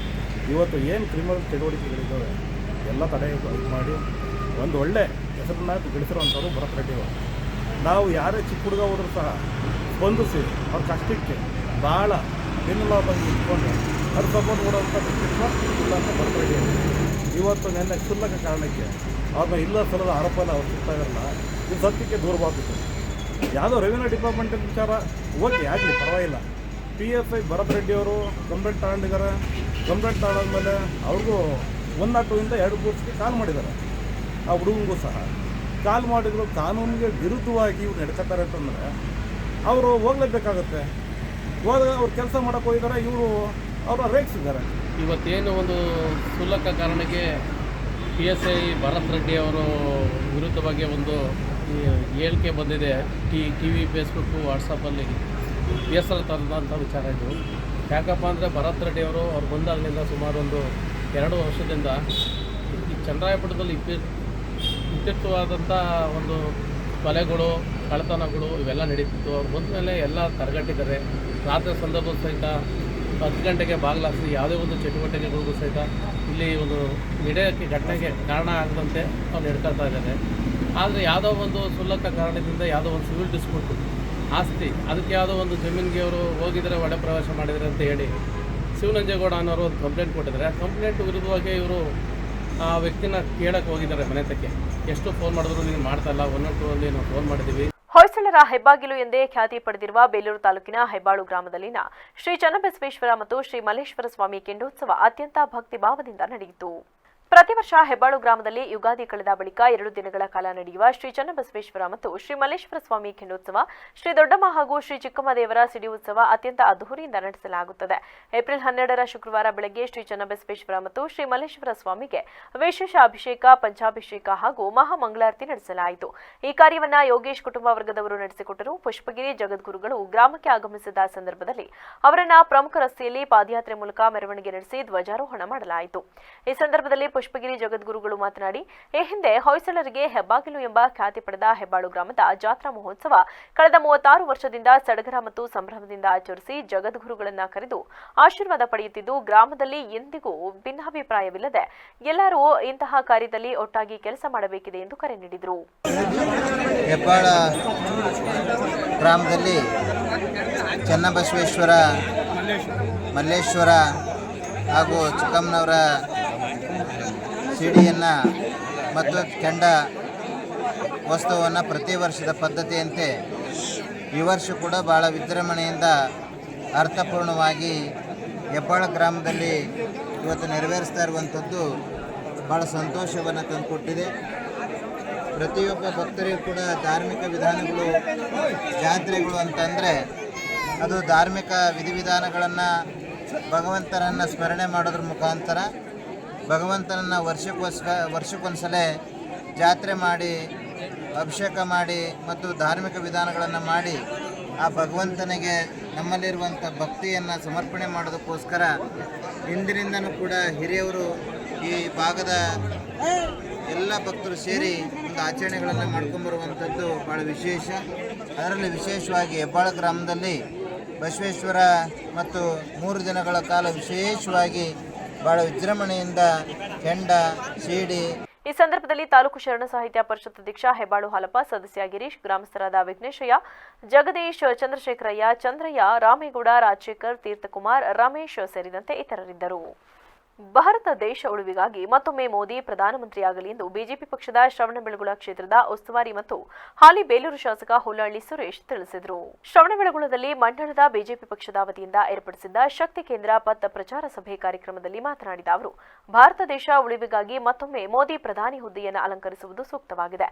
ಆ ನಿಟ್ಟಿನಲ್ಲಿ ಪ್ರತಿಯೊಬ್ಬ ಕಾರ್ಯಕರ್ತರು ಕೂಡ ಮೋದಿಯ ಪರವಾಗಿ ಹೋರಾಟವನ್ನು ನಡೆಸಬೇಕು. ರಾಜ್ಯದಲ್ಲಿ 3 ಸೀಟುಗಳನ್ನು ಜೆಡಿಎಸ್ ಪಕ್ಷದ ಅಭ್ಯರ್ಥಿಗಳಿಗೆ ನೀಡಿದ್ದು, ಅವರು ಕೂಡ ಮೋದಿ ಮತ್ತೊಮ್ಮೆ ಪ್ರಧಾನಿಯಾಗಲಿ ಎಂದು ಆಶಯವನ್ನು ವ್ಯಕ್ತಪಡಿಸಿದ್ದಾರೆ. ಆದ್ದರಿಂದ ಈ 2 ಪಕ್ಷದ ಕಾರ್ಯಕರ್ತರು ಪಕ್ಷದ ಪರ ಬೆಂಬಲವನ್ನು ವ್ಯಕ್ತಪಡಿಸಿ ಗೆಲುವಿನ ಸಾಧನೆಗೆ ಕೈಜೋಡಿಸಬೇಕು ಎಂದರು.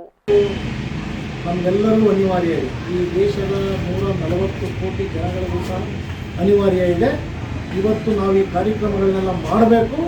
ಈ ದೇಶಕ್ಕೆ ಮತ್ತೊಮ್ಮೆ ನರೇಂದ್ರ ಮೋದಿಯವರು ಪ್ರಧಾನಮಂತ್ರಿಗಳಾಗಬೇಕು ಅಂತ ಅಂದಾಗ ನಾವು ನಿಷ್ಠೆ, ಪ್ರಾಮಾಣಿಕತೆಯಿಂದ ಈ ಕಾರ್ಯಕ್ರಮಗಳ ಮಾಡುವುದರ ಮುಖಾಂತರ ನಮಗೆ ನಮ್ಮ ಪಕ್ಷದಲ್ಲಿ ಇದು ಹೇಳ್ತಾರೆ, ವ್ಯಕ್ತಿಗಿಂತ ಪಕ್ಷ ಮುಖ್ಯ, ಪಕ್ಷಕ್ಕಿಂತ ದೇಶ ಮುಖ್ಯ ಅಂತಕ್ಕಂಥ ಈ ಸಂಕಲ್ಪವನ್ನು ಪ್ರತಿ ಸಂದರ್ಭದಲ್ಲಿ ಹೇಳ್ತಾ ಇರ್ತಾರೆ. ಇವತ್ತಿನ ಅನಿವಾರ್ಯತೆ ನಮಗೆ ದೇಶ ಮುಖ್ಯ ಅಂತಕ್ಕಂಥದ್ದು ನಿಮಗೆಲ್ಲರಿಗೂ ಗೊತ್ತಿರ್ತಕ್ಕಂಥ ವಿಚಾರ. ಈ ದೇಶ ಮುಖ್ಯ ಅಂತಕ್ಕಂಥ ವಿಚಾರದಲ್ಲಿ ನಾವಿವತ್ತು ಹಿಂದೆ ಚುನಾವಣೆ ಸಂದರ್ಭಗಳು, ಹಲವು ಘಟನೆಗಳು ಎಲ್ಲವೂ ಇಡೀ ರಾಜ್ಯಾದ್ಯಂತ ಆಗಿರ್ತಕ್ಕಂಥದ್ದು, ಅದರಲ್ಲೂ ಮೈಸೂರು ಪ್ರಾಂತ್ಯದಲ್ಲಿ ಅತಿ ಹೆಚ್ಚು ಆಗಿರ್ತಕ್ಕಂಥದ್ದು ಗೊತ್ತಿದೆ. ಇಲ್ಲೆಲ್ಲ ಯಾರಿಗೆ ಗೊಂದಲಗಳು, ನಮ್ಮ ಸಂಘದವ್ರ ಮೇಲೆ ಕೇಸ್ ಹಾಕ್ಸಿರ್ತಕ್ಕಂಥದ್ದು ಎಲ್ಲದೂ ನಮಗೆ ಗೊತ್ತಿದೆ. ಸಂಘದವ್ರನ್ನ ಟಾರ್ಗೆಟ್ ಮಾಡಿ. ತಾಲೂಕು ಅಧ್ಯಕ್ಷ ರವಿ ಮಾತನಾಡಿ, ಹಾಸನ ಜಿಲ್ಲೆಯಿಂದ ಎನ್ಡಿಎ ಲೋಕಸಭಾ ಅಭ್ಯರ್ಥಿ ಪ್ರಜ್ವಲ್ ರೇವಣ್ಣ ಸ್ಪರ್ಧೆ ಮಾಡುತ್ತಿದ್ದು, ಆ ನಿಟ್ಟಿನಲ್ಲಿಂದು ಶಕ್ತಿ ಕೇಂದ್ರಗಳ ಸಭೆಯನ್ನು ಆಯೋಜಿಸಲಾಗಿದೆ. ಈ ಶಕ್ತಿ ಕೇಂದ್ರಗಳ ಸಭೆಯ ಮೂಲಕ ಮತದಾರರ ಗಟ್ಟಿ ಕೇಂದ್ರದ ಸಭೆಯಾಗಿ ಪರಿವರ್ತನೆ ಮಾಡಿ ಮತ ಬಾಂಧವರಿಂದ ಪ್ರಜ್ವಲ್ ರೇವಣ್ಣನವರಿಗೆ ಮತ ಚಲಾಯಿಸುವ ಮಾಹಿತಿಯನ್ನು ನೀಡುವಲ್ಲಿ ಕಾರ್ಯಕರ್ತರು ಕಾರ್ಯನಿರ್ವಹಿಸಬೇಕು ಎಂದರು. ಅಭ್ಯರ್ಥಿ ಪ್ರಜ್ವಲ್ ರೇವಣ್ಣ ಅವರು ಸ್ಪರ್ಧೆ ಮಾಡಿದ್ದಾರೆ. ಈ ಸಮಯದಲ್ಲಿ ನಮ್ಮ ಶಕ್ತಿ ಕೇಂದ್ರಗಳು ಗಟ್ಟಿಯಾಗಬೇಕು ಅನ್ನೋದು ನಮ್ಮ ಪಕ್ಷದ ಸದುದ್ದೇಶ ಆಗಿರ್ತದೆ. ಅದಕ್ಕೋಸ್ಕರ ನಮ್ಮ ಸುರೇಶ್ ಅಣ್ಣವ್ರನ್ನ ಇಲ್ಲಿಗೆ ಇನ್ಚಾರ್ಜ್ ಆಗಿ ಜೋಡಿಸಿದ್ದಾರೆ. ಇಲ್ಲಿ ಶಕ್ತಿ ಕೇಂದ್ರದ ಪ್ರಮುಖರ ಸಭೆ ತಗೊಂಡು ಏನು NDA ಅಭ್ಯರ್ಥಿ ಪ್ರಜ್ವಲ್ ರೇವಣ್ಣ ಅವರ ಚುನಾವಣೆಗೆ ತೊಡಗಿಸ್ಕೋಬೇಕು ಎಲ್ಲರಿಗೂ ಅನ್ನೋದು ನಮ್ಮ ಪಕ್ಷದ ನಿಯಮ ಮತ್ತು ಆಶೆ ಆಗಿರ್ತದೆ. ಅದಕ್ಕೋಸ್ಕರ ಅವರು ನಮ್ಮನ್ನೆಲ್ಲರೂ ಸಂಘಟನೆ ಮಾಡಿ ಈ ಚುನಾವಣೆ ಅತಿ ಹೆಚ್ಚು ನೀಡಲ್ಲಿ ಗೆಲ್ಲಬೇಕು ಅನ್ನೋದು ಎಲ್ಲರ ಒತ್ತಾಸೆ ಆಗಿರೋದ್ರಿಂದ ಕಾರ್ಯಕರ್ತರು ಹೇಗೆ ನಡ್ಕೋಬೇಕು ಈ ಚುನಾವಣೆಯಲ್ಲಿ ಅನ್ನೋದನ್ನ ಮಾನ್ಯ ಶಾಸಕರು ಹೇಳ್ತಾರೆ. ಹಾಗೂ ಜಿಲ್ಲಾ ಪ್ರಧಾನ ಕಾರ್ಯದರ್ಶಿಗಳು ಈ ಕಾರ್ಯಕ್ರಮದ ಸದುದ್ದೇಶಗಳನ್ನು ಅವರು ಕೂಡ ಸವಿಸ್ತಾರವಾಗಿ ತಿಳಿಸ್ತಾರೆ ಅಂತ ಹೇಳಿ. ಈ ಸಂದರ್ಭದಲ್ಲಿ ಬಿಜೆಪಿ ಮುಖಂಡರಾದ ಅಣತಿ ಆನಂದ್, ಜಿಲ್ಲಾ ಬಿಜೆಪಿ ಕಾರ್ಯದರ್ಶಿ ಗಿರೀಶ್, ಮಾಜಿ ಬಿಜೆಪಿ ಪಕ್ಷದ ಅಧ್ಯಕ್ಷ ಚನ್ನಕೇಶವ, ಮಾಜಿ ನಗರ ಯೋಜನಾ ಅಭಿವೃದ್ಧಿ ಪ್ರಾಧಿಕಾರದ ನಿರ್ದೇಶಕರಾದ ರಾಜು, ಶಂಕರ್ ಸೇರಿದಂತೆ ಇನ್ನು ಮುಂತಾದವರು ಹಾಜರಿದ್ದರು. ಗುರುವಾರ ರಾತ್ರಿ ಸರಿಸುಮಾರು 10:30 ಸಮಯದಲ್ಲಿ ಅರೇಹಳ್ಳಿ ಪಟ್ಟಣದಿಂದ ವಿದ್ಯುತ್ ಸರಬರಾಜು ಆಗುವಂತಹ ಹಸಿರುಗುಡ್ಡ, ವಾಟೆಹಳ್ಳಿ, ಒತ್ತೊಳಲು ಸುತ್ತಮುತ್ತ ಹಾಗೂ ಹೊಲಮಕ್ಕಿ ಗ್ರಾಮಗಳಿಗೆ ವಿದ್ಯುತ್ ಕಡಿತವಾಗಿದೆ ಎಂದು ಗ್ರಾಹಕರ ದೂರಿನ ಮೇರೆಗೆ ಮಾರ್ಗದಾಳು ಲಕ್ಷ್ಮಣ್ ರವರು ದುರಸ್ತಿ ಕಾರ್ಯಕ್ಕಾಗಿ ತೆರಳಲು ತಯಾರಾದರು. ರಾತ್ರಿ ಸಮಯ ಕಾಡಾನೆಗಳ ಹಾವಳಿ ಹೆಚ್ಚಿರುವುದರಿಂದ ಮಾರ್ಗೋಪಾಯಕ್ಕಾಗಿ ಮಾರ್ಗದಾಳು ಲಕ್ಷ್ಮಣ್ ರವರು ಅವರಿಗೆ ಪರಿಚಿತರಾದ ವಿಜಯ್ ಅವರಿಗೆ ತಿಳಿಸಿದ್ದರಿಂದ ಸ್ವತಃ ಅವರು ಕೂಡ ಜೊತೆಗೆ ತೆರಳಿದ್ದಾರೆ. ಈ ವೇಳೆ ವಿದ್ಯುತ್ ಕಡಿತವಾಗಲು ದೋಷವನ್ನ ಪರಿಶೀಲಿಸುವಾಗ ಹೊಲೆಮಕ್ಕಿ ಗ್ರಾಮದಿಂದ ನಂದಿವನ ಎಸ್ಟೇಟಿನ ಹತ್ತಿರ ಕಾಡಾನೆಗಳು ಮರವನ್ನ ವಿದ್ಯುತ್ ಕಂಬದ ಮೇಲೆ ಉರುಳಿಸಿ ತಂತಿ ತುಂಡಾದ ಪರಿಣಾಮ ವಿದ್ಯುತ್ ಕಡಿತಗೊಂಡಿದೆ ಎಂದು ತಿಳಿಯಿತು. ಅದಕ್ಕಾಗಿ ಸ್ಥಳೀಯ ತೋಟದ ಮಾಲೀಕರಾದ ಯೂನಿಸ್ ರವರ ಸಹಾಯದಿಂದ ದೋಷಪೂರಿತ ಟ್ರಾನ್ಸ್ಫಾರ್ಮರ್ ಹತ್ತಿರ ದುರಸ್ತಿಗಾಗಿ ಹೋಗುವಷ್ಟರಲ್ಲಿ 2 ಕಾಡಾನೆಗಳು ಪ್ರತ್ಯಕ್ಷವಾಗಿದ್ದು ನಾವುಗಳು ಒಂದು ಕ್ಷಣ ದಿಗ್ಭ್ರಾಂತಗೊಂಡು ಅಲ್ಲಿಂದ ವಾಪಸ್ಸಾದೆವು. ಒಂದು ವೇಳೆ ಗ್ರಾಹಕರ ಫೋನಿನ ಒತ್ತಡದಿಂದ ಮಾರ್ಗದಾಳು ಒಬ್ಬರೇ ಬಂದಿದ್ದರೆ ಇನ್ನೂ ಹೆಚ್ಚಿನ ರೀತಿಯಲ್ಲಿ ಅಪಾಯವಾಗುತ್ತಿತ್ತು. ಆಗುವ ಮುಂದಿನ ಅಪಾಯ ನಮಗೆ ಊಹಿಸಲು ಸಾಧ್ಯವಿಲ್ಲ. ಆದ್ದರಿಂದ ರಾತ್ರಿ ಸಮಯದಲ್ಲಿ ವಿದ್ಯುತ್ ಅಡಚಣೆ ಉಂಟಾದರೆ ಗ್ರಾಹಕರು ಹಾಗೂ ಅರಣ್ಯ ಇಲಾಖೆ ಸಹಕರಿಸಬೇಕಾಗಿದೆ. ಬೇಸಿಗೆ ಶಿಬಿರಗಳಲ್ಲಿ ಕಲಿಸುವ ಪಠ್ಯೇತರ ಚಟುವಟಿಕೆಗಳು ಮಕ್ಕಳಲ್ಲಿ ಮಾನವೀಯ ಮೌಲ್ಯಗಳನ್ನು ಬೆಳೆಸಿ ಸಾಮಾನ್ಯ ಜ್ಞಾನ ಹೆಚ್ಚಿಸಲು ಸಹಾಯಕವಾಗಿದೆ ಎಂದು ಸಂಸ್ಕೃತಿ ಚಿಂತಕ ಹಾಗೂ ಜನಪದ ಕಲಾವಿದ ಗ್ಯಾರಂಟಿ ರಾಮಣ್ಣ ಅಭಿಪ್ರಾಯಪಟ್ಟರು.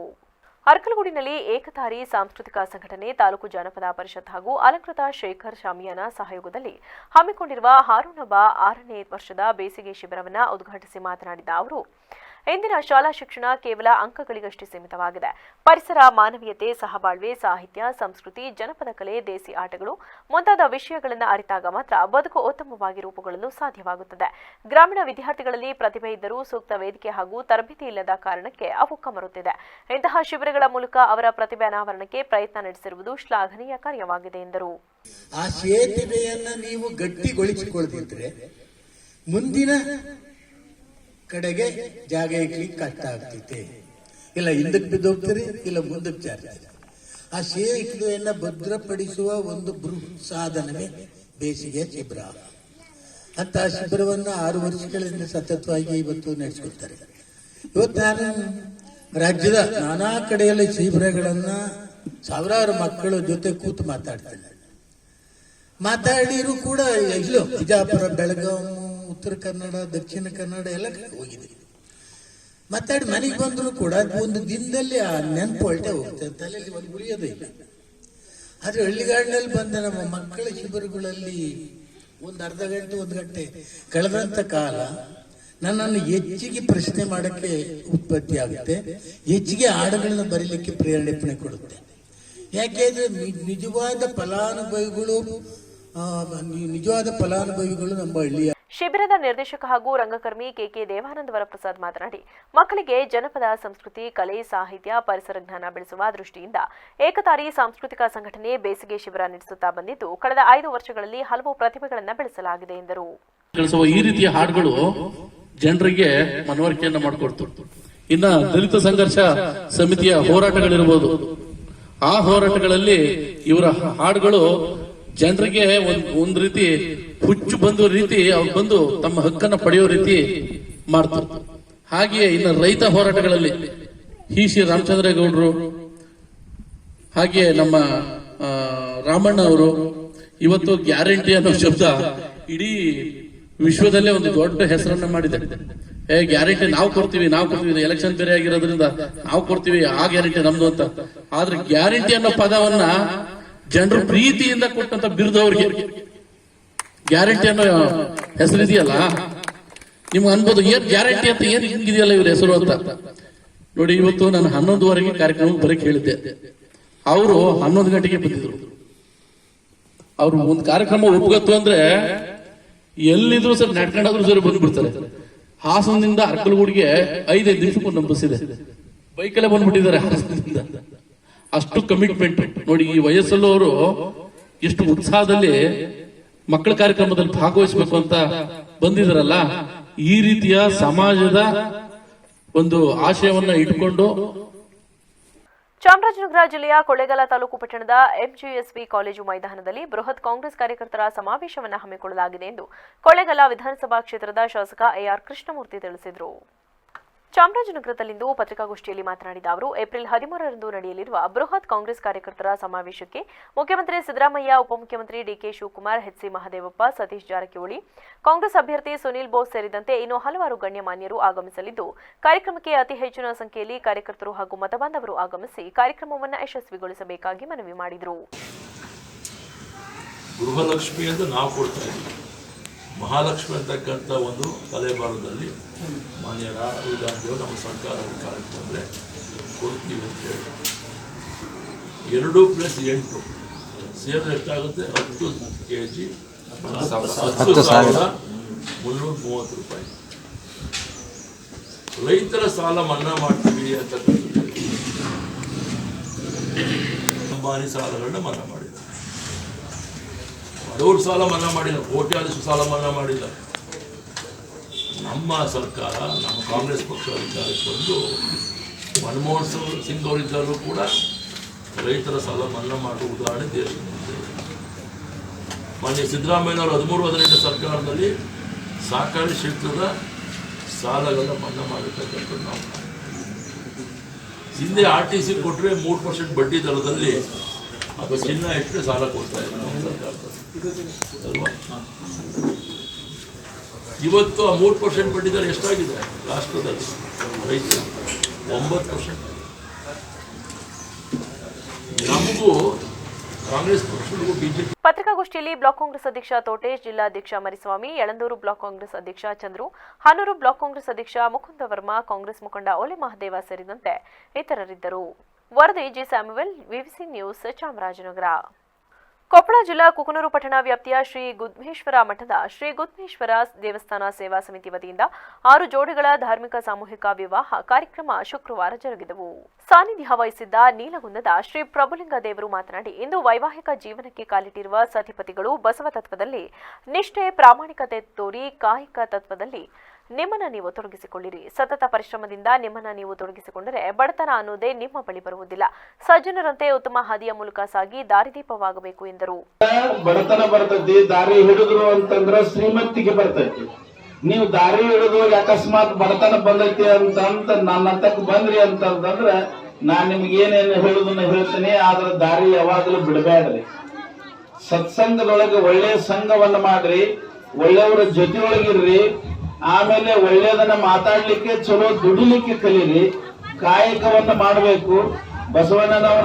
ಬಸವಣ್ಣನವರು ಹೇಳಿದ ಸೂತ್ರಗಳನ್ನ ಪರಿಪಾಲನೆ ಮಾಡಬೇಕು. ದಿನ ನೀವು ಕಾಯಕ ಮಾಡದ ಊಟ ಮಾಡಬಾರದು. ಏನಾದ್ರೂ ಒಂದು ಕೆಲಸವನ್ನ ಮಾಡಿ ಊಟ ಮಾಡ್ಬೇಕು.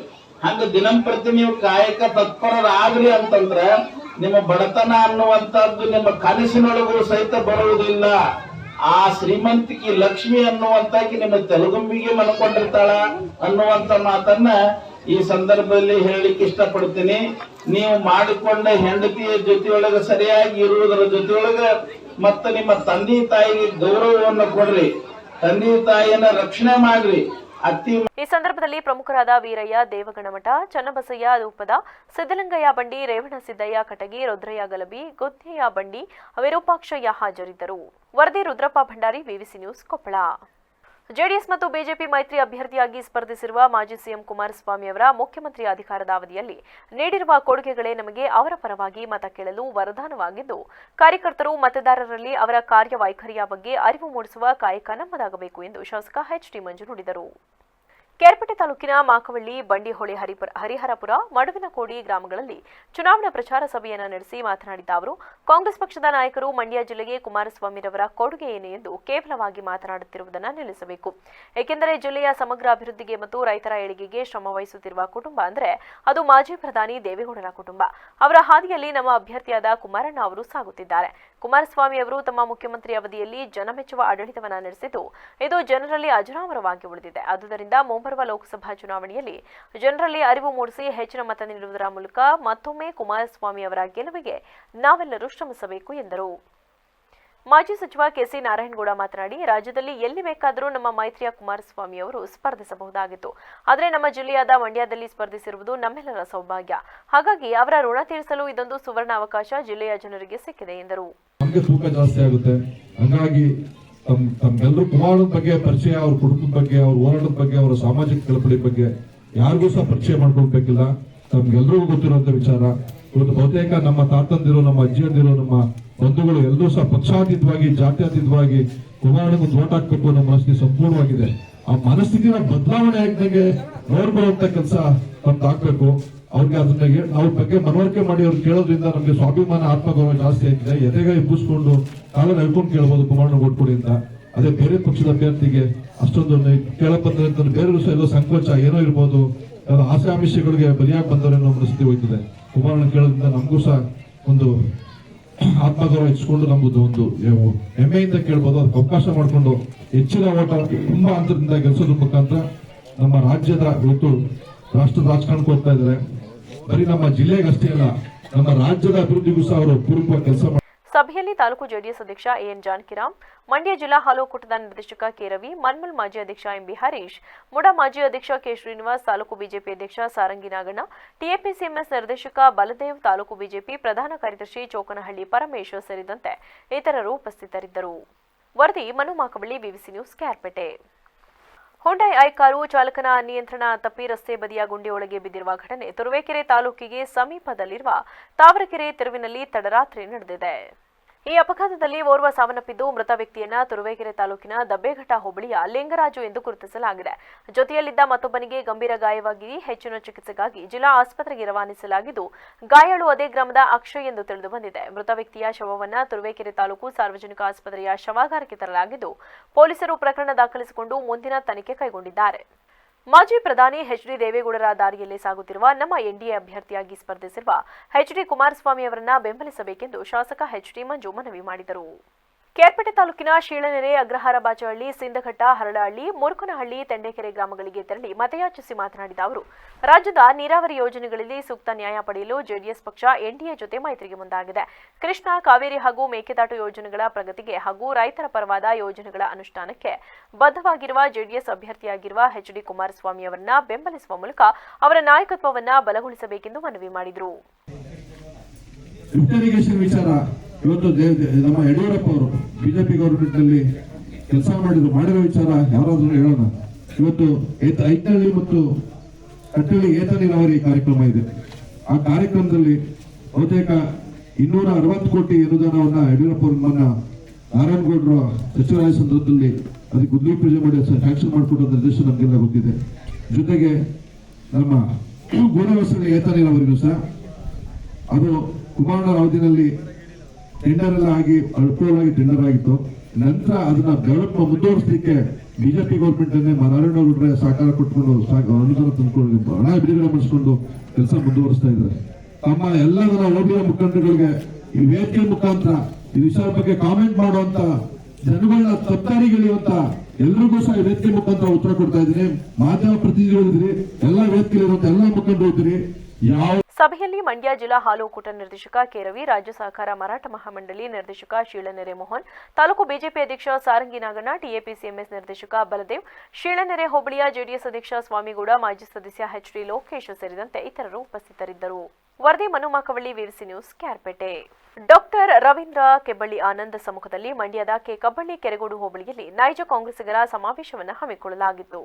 ಸಭೆಯನ್ನು ಉದ್ದೇಶಿಸಿ ಡಾಕ್ಟರ್ ರವೀಂದ್ರ ಮಾತನಾಡಿ, ಇತ್ತೀಚೆಗೆ ಮಂಡ್ಯ ಜಿಲ್ಲೆಯ ನಾಯಕರು ಎನಿಸಿಕೊಂಡವರು ಕಾಂಗ್ರೆಸ್ ಕಾರ್ಯಕರ್ತರನ್ನ, ಸ್ಥಳೀಯ ನಾಯಕರನ್ನ ವಿಶ್ವಾಸಕ್ಕೆ ತೆಗೆದುಕೊಳ್ಳುವುದನ್ನು ಮರೆತು ಬಿಟ್ಟಿದ್ದು, ಕಾಂಗ್ರೆಸ್ ಪಕ್ಷವನ್ನ ಇವರ ದುಸ್ಥಿತಿಗೆ ತಳ್ಳಿ ಕಾರ್ಯಕರ್ತರನ್ನ ಬೀದಿಗೆ ನಿಲ್ಲಿಸುತ್ತಾರೆ. ಹಾಲಿ ಲೋಕಸಭಾ ಚುನಾವಣೆಯಲ್ಲಿ ತಮಗಿಷ್ಟ ಬಂದಂತಹ ಅಭ್ಯರ್ಥಿಯನ್ನ ಆಯ್ಕೆ ಮಾಡಿದಲ್ಲದೆ ಗೆಲ್ಲಿಸಿಕೊಂಡು ಬರುವಂತೆ ಕಾರ್ಯಕರ್ತರ ಮೇಲೆ ದಬ್ಬಾಳಿಕೆಯನ್ನ ಹೇರುತ್ತಿದ್ದಾರೆ. ಆದ್ದರಿಂದ ಇಂತಹ ಕೆಟ್ಟ ನಡತೆಯ ನಾಗರಿಕರಿಗೆ ತಕ್ಕ ಪಾಠ ಕಲಿಸದಿದ್ದರೆ ಪಕ್ಷ ಸರ್ವನಾಶ ಆಗುತ್ತದೆ ಎನ್ನುವುದನ್ನ ಮನಗಾಣಬೇಕಿದೆ ಎಂದರು. ಯಾಕೆ ನೈಜ ಕಾಂಗ್ರೆಸ್ಸಿಗರು ಅಂತ ಹೇಳಬೇಕಾಗಿ ಬಂದಿದೆ ಅಂತಂದ್ರೆ, ಈ ಚುನಾವಣೆಯಲ್ಲಿ ನಿಜವಾದ ಕಾಂಗ್ರೆಸ್ಸಿಗರನ್ನ ಒಬ್ಬರನ್ನು ಕೂಡ ಮಾತಾಡದೆ ನಡೀತಾ ಇರುವಂತ ಚುನಾವಣೆ. ಕಾಂಗ್ರೆಸ್ಸಿಗರ ಅಭಿಪ್ರಾಯಗಳನ್ನ ಕೇಳದೆ ಅಭ್ಯರ್ಥಿಗಳನ್ನ ಹೇರಿರುವಂತಹ ಚುನಾವಣೆ. ಅಭ್ಯರ್ಥಿಗಳನ್ನ ನೀವು ಬೆಂಗಳೂರಿನಲ್ಲಿ ನೀವೇ ಕೂತ್ಕೊಂಡು ಆಯ್ಕೆ ಮಾಡೋದು ಅನ್ನೋದಾದ್ರೆ ಸ್ಥಳೀಯ ಮುಖಂಡರುಗಳು ಅಥವಾ ಸ್ಥಳೀಯ ಬ್ಲಾಕ್ ಕಾಂಗ್ರೆಸ್ ಅಧ್ಯಕ್ಷಗಳಿರ್ಬೋದು, ಮುಂಚೂಣಿ ಘಟಕದ ಅಧ್ಯಕ್ಷಗಳಿರ್ಬೋದು, ಅಥವಾ ಆಯಾ ಆಸ್ಪಿರೆಂಟ್ಸ್ ಇರ್ಬೋದು, ನೀವು ಅವ್ರ್ಯಾರನ್ನು ವಿಶ್ವಾಸಕ್ಕೆ ತಗೊಂಡು ಅವರ ಅಭಿಪ್ರಾಯ ತಗೊಂಡು ನೀವು ಆಯ್ಕೆ ಮಾಡ್ಬೇಕಿತ್ತೆ ಹೊರತು ಅದನ್ನ ಮಾಡದೆ ನೀವು ಒಬ್ಬರನ್ನ ತೀರ್ಮಾನ ಮಾಡಿಕೊಂಡು, ಯಾರು ಈ ಜಿಲ್ಲಾ ನಾಯಕರು ಅನ್ನಿಸ್ಕೊಂಡಿರೋರು ಅವರು ತೀರ್ಮಾನ ಮಾಡ್ಕೊಂಡು ಉಳಿದವ್ರ ಮೇಲೆ ಇದನ್ನ ಏರ್ತಾ ಇರೋದ್ರಿಂದ ಸೊ ಇದು ಕಾಂಗ್ರೆಸ್ ಕಾರ್ಯಕರ್ತರಿಗಾಗ್ಲಿ ಅಥವಾ ಕಾಂಗ್ರೆಸ್ನ ಸ್ಥಳೀಯ ಮುಖಂಡರುಗಳಿಗಾಗ್ಲಿ ಅದರ ಅಸಮಾಧಾನ ಮತ್ತೆ ಸಿಟ್ಟು ಇರೋದ್ರಿಂದ ಅವರ ಧ್ವನಿಯಾಗಿ ಅಥವಾ ಅವರ ಪ್ರತಿಧ್ವನಿಯಾಗಿ ನಾನು ನಿಜವಾದ ಕಾಂಗ್ರೆಸ್ಸಿಗರ ಅಭಿಪ್ರಾಯನ ಹೇಳ್ತಾ ಇದ್ದೀನಿ. ಹಾಗಾಗಿ ಇದು ನೈಜ ಕಾಂಗ್ರೆಸ್ಸಿಗರ ಸರ್. ಸುಮಲತಂಗ್ ಮಾಡಿದ್ವಿ ಅಂತ ಕೆಲವರು ಹೇಳ್ತಾ ಇದ್ದಾರೆ. ಅದೇ ರೀತಿ ನಿಖಿಲ್ನ ಸೋಲಿಸಿ ಸುಮಲತಂಗ್ ಮಾಡಿದ್ವಿ. ಈ ಸಲ ಸ್ಟಾರ್ ಚಂದ್ರ ಬಿಟ್ಟಿ ಸಮಾವೇಶದಲ್ಲಿ ಕೆಬ್ಬಳ್ಳಿ ಆನಂದ್, ನಂದೀಶ್ ಬಿ ಹೊಸೂರು, ಗ್ರಾಮ ಪಂಚಾಯಿತಿ ಸದಸ್ಯ ಶಂಕರೇಗೌಡ, ಗುರು ಆತ್ಮಾನಂದ, ಚೇತನ್, ಮಧು, ಕಿರಣ್ ಸೇರಿದಂತೆ ಇತರರಿದ್ದರು. ವರದಿ T S Shashikant, VVC news Mandya. ಸಾಮಾಜಿಕ ನ್ಯಾಯದ ಪರವಿರುವ ಕಾಂಗ್ರೆಸ್ ಪಕ್ಷವನ್ನ ಬೆಂಬಲಿಸುವ ಮೂಲಕ ಕೋಮುವಾದಿ ಬಿಜೆಪಿಯನ್ನ ದೂರವಿಡಿ ಎಂದು ಕಾರ್ಯಕರ್ತರಿಗೆ ಮುಖ್ಯಮಂತ್ರಿ ಆರ್ಥಿಕ ಸಲಹೆಗಾರ ಬಸವರಾಜ ರಾಯರೆಡ್ಡಿ ಕರೆ ನೀಡಿದರು. ಲೋಕಸಭಾ ಚುನಾವಣಾ ಪ್ರಚಾರಾರ್ಥವಾಗಿ ಕೊಪ್ಪಳ ಜಿಲ್ಲೆಯ ಯಲಬುರ್ಗಾ ತಾಲೂಕಿನ ಚಿಕ್ಕವಂಕಲಗುಂಟ ಗ್ರಾಮದಲ್ಲಿ ಹಿರೇವಂಕಲಗುಂಟ, ಗುನ್ನಾಳ, ಮಾಟಲದಿನ್ನಿ ಗ್ರಾಮ ಪಂಚಾಯತ್ ವ್ಯಾಪ್ತಿಯ ಕಾಂಗ್ರೆಸ್ ಕಾರ್ಯಕರ್ತರ ಸಭೆ ಉದ್ದೇಶಿಸಿ ಮಾತನಾಡಿದ ಅವರು, ಸಿದ್ದರಾಮಯ್ಯರವರ ಸರ್ಕಾರದ ಅವಧಿಯಲ್ಲಿ ಸಾಕಷ್ಟು ಅಭಿವೃದ್ಧಿ ಕಾರ್ಯಗಳು ನಡೆದಿವೆ. ಎಲ್ಲಾ ವರ್ಗದ ಜನರಿಗೂ ಅಧಿಕಾರ ನೀಡಿದ ಪಕ್ಷ ಕಾಂಗ್ರೆಸ್ ಪಕ್ಷ.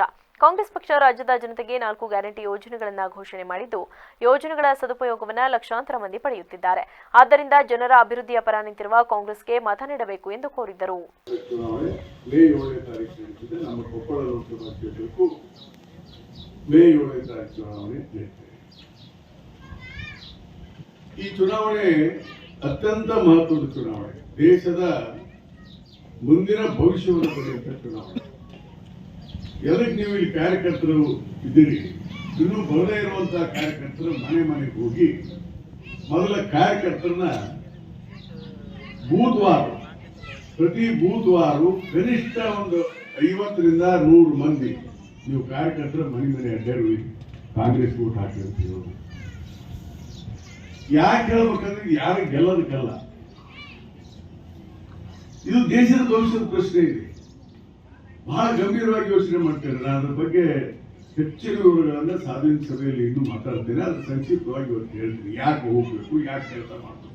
ಈ ಸಂದರ್ಭದಲ್ಲಿ ಬ್ಲಾಕ್ ಕಾಂಗ್ರೆಸ್ ಅಧ್ಯಕ್ಷ ಬಸವರಾಜ ಉಳ್ಳಾಗಡ್ಡಿ, ಪ್ರಚಾರ ಸಮಿತಿ ಅಧ್ಯಕ್ಷ ಯಂಕಣ್ಣ ಯಾರಾಶಿ, ರಾಘವೇಂದ್ರಾಚಾರ್ಯ ಜೋಶಿ, ಕೆರೆಬಸಪ್ಪ ನಿಡಗುಂದಿ, ಶರಣಪ್ಪ ವಜ್ರಬಂಡಿ ಸೇರಿದಂತೆ ಮತ್ತಿತರರು ಉಪಸ್ಥಿತರಿದ್ದರು. ವರದಿ ಶ್ರೀಕಾಂತ್ ಗೌಡ ಮಾಲಿಪಾಟೀಲ್, ವಿವಿಸಿ ನ್ಯೂಸ್ ಕೊಪ್ಪಳ.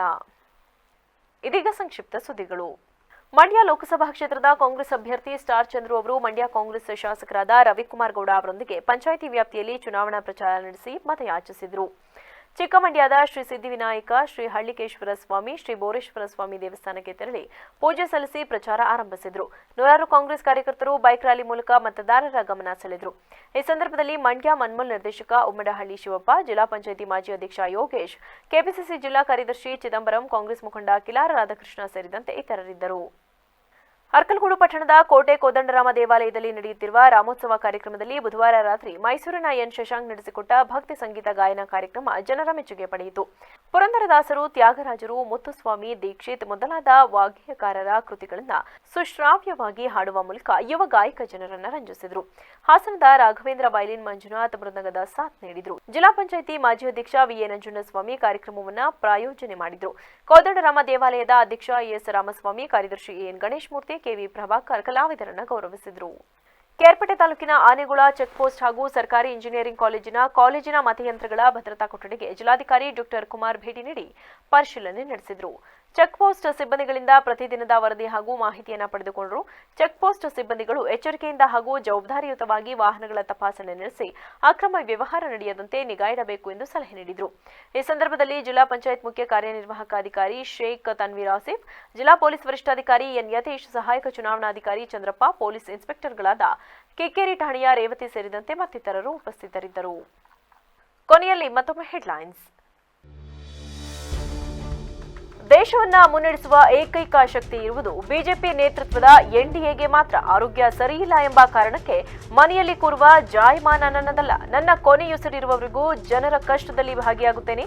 ಮಾಜಿ ಪ್ರಧಾನಿ ಎಚ್.ಡಿ. ದೇವೇಗೌಡರು ಹೇಳಿಕೆ.